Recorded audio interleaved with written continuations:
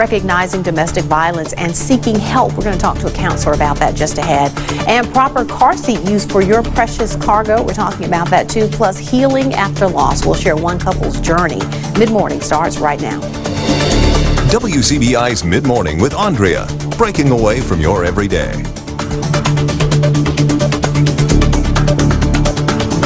Good morning, everybody. We're going to get to all of that in a moment. But first, let's talk about the opioid crisis. It's sweeping the country and leaving its mark on our future. Young people are showing up in hospitals in growing numbers, addicted to powerful painkillers and heroin. Kenneth Craig reports from New York with the very latest research. Glad for the privacy. This 22-year-old became addicted to opioids when he was in the 8th grade. A snowboarding accident shattered his leg and a doctor prescribed powerful painkillers. So it made everything kind of okay. He asked that we not show his face. By my senior year, I was probably in the bathroom every other period at least to do dope. Pain pills led to other hard drugs and at least 3 hospitalizations for overdoses. He's far from alone. New research being presented to the American Academy of Pediatrics finds between 2008 and 2013, the number of ER visits by opioid-addicted patients under 21 years old jumped from 32,000 to more than 49,000. In that same period, more than 500 children died in the ER or after hospitalization. Our kids are dying. They're dying. And it's awful to see and, to witness. The data shows about 135 young people are showing up at ERs every day addicted to opioids. Researchers are calling the situation a pediatric public health crisis. For our youth, I think that we really need to do a better job as giving them resources. Addiction counselors say access to drug treatment is critical. This young man is 5 weeks into a recovery program. It feels good to have people love me again. He's slowly trying to get his life back in order, one step at a time. Kenneth Craig, CBS News, New York. And the study found children in high-income households were more likely to be hospitalized instead of discharged for opioid addiction. Well, according to the National Domestic Violence Hotline, 24 people per minute are victims of physical violence or stalking by an intimate partner in the United States. That's more than 12 million women and men over the course of a year. Baptist Golden Triangle's next Learn at Lunch will focus on domestic violence, the effects of it on families, the different types of abuse, and outpatient counseling that's available. Rebecca Kimbrough is a counselor with Baptist Behavioral Health, and she joins us this morning. Rebecca, great to have you back with us. Thank you. Now, you all will be actually hosting this in October, which is Domestic Violence Awareness Month, right? Yes, ma'am. Let's talk a little bit about domestic violence and the fact that so many people, as you and I were talking, sort of suffer through this in silence because there's a shame that's associated with it. There is. Many people are afraid to tell about what's going on for several reasons, one of which being generally a person that's in a situation of domestic violence is being controlled by the other partner. And there's been some sort of element of fear put there. So not only are they ashamed that it's happening, but they're also afraid of repercussions that might occur from telling about what's going on. So how is it that a person can go and get help? I mean, and still feel safe and still sort of, I guess, shield themselves from that embarrassment?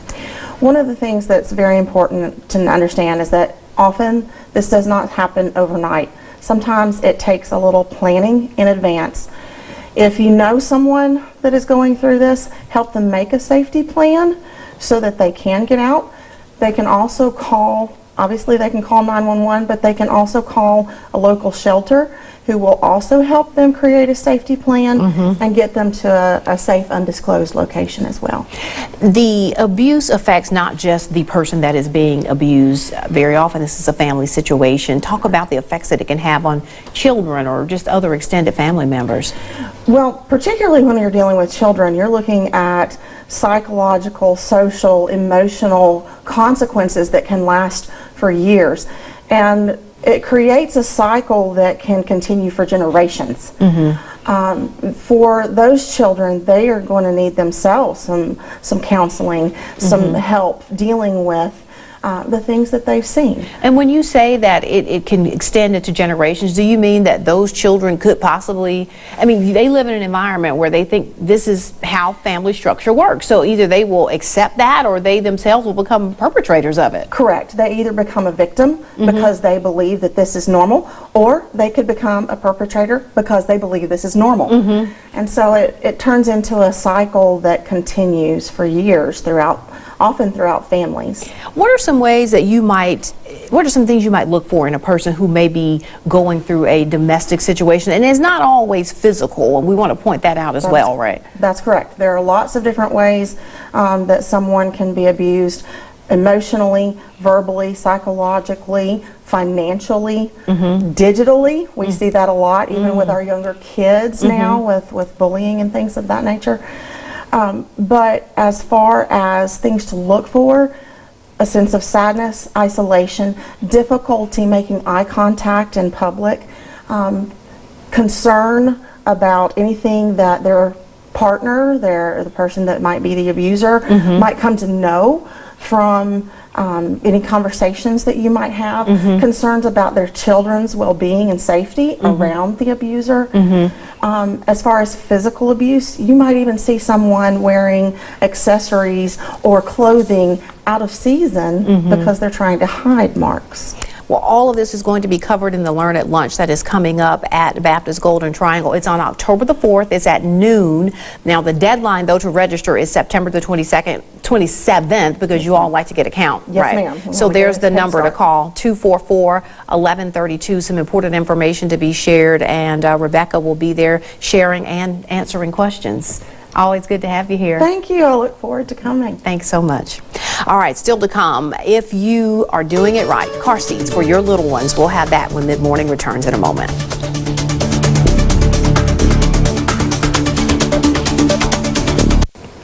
Welcome back, everyone. Students, music lovers, those of us who listen to books on tape, many of us use headphones or earbuds at some point in time. But do you know how to keep them clean? CNET.com's Lexi Sompodes with what you need to know. Got a minute? Give your headphones or earphones a good clean to keep them sounding their best. And also, they've been in your ears. Before you start cleaning, check the manufacturer's website for any special instructions or techniques. Dampen a soft cloth with warm water and some dish soap. If your earbuds or headphones have removable plastic tips or pads, take them off and clean them separately. Obviously, you want to avoid any liquid going into the electronics themselves. Wipe down each component with the cloth, including the wire, and dry thoroughly. If there's lots of grime on the mesh, try scrubbing gently with an old toothbrush. Mounting putty will also lift dirt in those small spaces. Just repeat it a few times. A low concentration hydrogen peroxide or rubbing alcohol can also help dislodge dirt, but use it sparingly and always dry thoroughly afterwards. In San Francisco, I'm Lexi Sompodes with CNET. Car seats can save a child's life in an accident, and a new study finds good and bad news about how parents are using those car seats. Hina Doba has that story. For the infant seat, we're going to use the lap system, so these are the lower ankles. Kelly Massler has a baby boy on the way. She's come to the Safe Kids inspection station where instructors teach her how to properly install her car seat. I think anything that has to do with safety is important, so especially the safety of your children. Experts say babies and infants should ride in a rear-facing car seat until they are 2 years old. And new research finds more parents than ever before are following that guideline. Having the straps nice and snug like this? Safety instructor Patty DiFilippo says the seats can save lives. Being in a rear-facing car seat, the child's head and neck is supported by the car seat in the event of a frontal collision. But while more parents are making sure their young children are protected, there is a drop-off when they get older. The study found booster seat use decreased slightly among children 4 to 7 years old. Dr. Joseph O'Neill from the Riley Hospital for Children is the study's author. So if we try to put a child in an adult-sized seatbelt before they're ready, then it doesn't fit them right. It hits them across the neck. It really can have tragic consequences in terms of injury in motor vehicle crashes. What are some of the mistakes that parents make with these car seats? That the harnesses are not positioned properly. Another mistake many parents make is not using the top tether anchor in forward-facing seats. In this crash test video, the seat on the bottom is secured with the tether. The one on top is not. Taking that extra step can make sure your child stays safe. Anna Doba, CBS News, Livingston, New Jersey. And the study also found 31% of 8 to 12-year-olds were allowed to sit in the front seat. Experts say children should not ride in the front seat until they are at least 13 years old. Students at an Indiana elementary school are taking part in a unique program this week. It discusses bullying and how to stop it. It's taking place in the classroom, the lunchroom, and in the hallways. Ed Ernest takes a look. Since Monday, 4th and 5th graders at Heritage Intermediate School have been involved in a series of activities involving ways to get the anti-bullying message across. Most importantly, that they don't bully others. And we want each other to stick up for each other when they see bullying happen. And if they are bullied or feel like things are, they're having a rough time on the bus, on the playground, in the cafeteria, that they need to tell an adult here at school and an adult at home. One project, students made posters put on lockers that allowed others to get to know them a little better.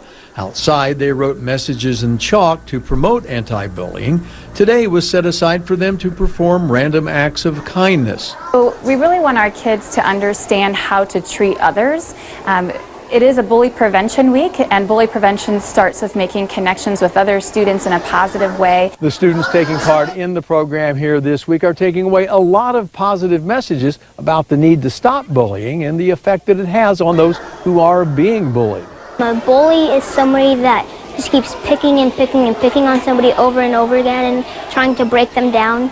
You can talk to them when they're feeling sad, try to hang out with them if they're feeling sad, and if they're really being bullied bad, you can tell a teacher about it. It's a bad thing because it makes other people feel badly about themselves, and then they don't really feel confident anymore, and they feel like they're just worthless.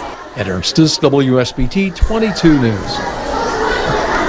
And school officials say one of the big messages with the anti-bullying program is that it's okay to be different.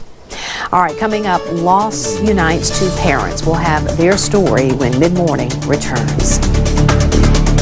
Welcome back. Kay Jordan and Michael Perch lost their son fighting the War of Terror. They spent the summer biking across the country to honor their fallen sons and to raise awareness for families whose loved ones have paid the ultimate price. Dana Jacobson witnessed firsthand the bonds these two have formed along their journey of healing. Yeah, I think about Austin all the time. He's on my necklace, and when I'm going up hills or I'm having a hard time, I just kiss his dog tags, and he motivates me. I think of my son almost every day anyhow, but this is just a little bit more every He's day. Still with me in a way. Oh yeah, he is. He's gotten me up many hills. I'm ready. You ready? For 3 months, Kay Jordan and Michael Perch have battled those hills, along with muddy trails and the desolate open road. They both lost sons in the War on Terror. The memories of them are fueling this solemn journey. He loved life, and he loved making people laugh. That's Austin. How about Michael? How do you want people to remember your son? His smile. Yeah, his quietness. He was a real quiet guy.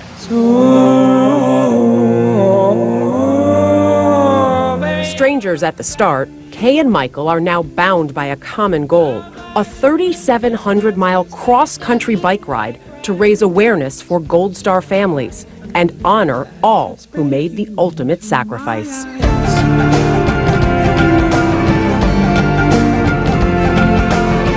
It's almost like our kids' hearts are in us. And we are riding because, they can't live. In 2010, just 96 days into his first deployment in Afghanistan, Kay's son Austin, a private first class in the Army, was killed by an Afghan soldier. I didn't believe it. I didn't want to believe it. I grabbed his picture in the house and I just fell to the floor, A lot of denial sets in, and for a year and a half I isolated myself. I didn't want to be around people. How did you get yourself out of that? I knew that's not what Austin would want me to do. The death of Michael's son is classified. I don't know. It was a nightmare. It's still been a nightmare. You know, it'll always be a nightmare. How has this ride helped with that? It's just you talk freely about, you know, your kids, but it's been a good journey. It's been really healing, and we got to meet a lot of good Gold Star families that just want to talk about their kids.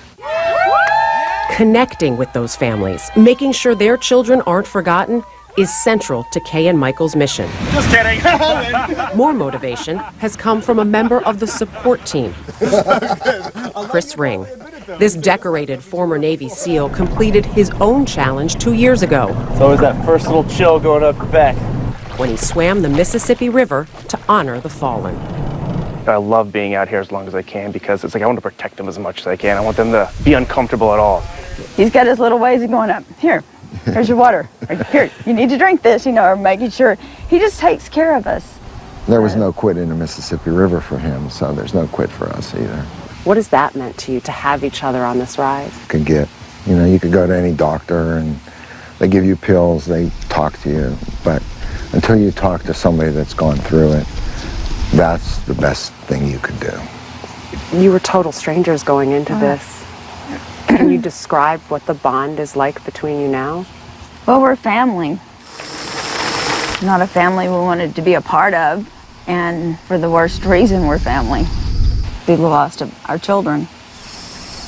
But without each other, it would be hard to survive because we get each other, we understand each other.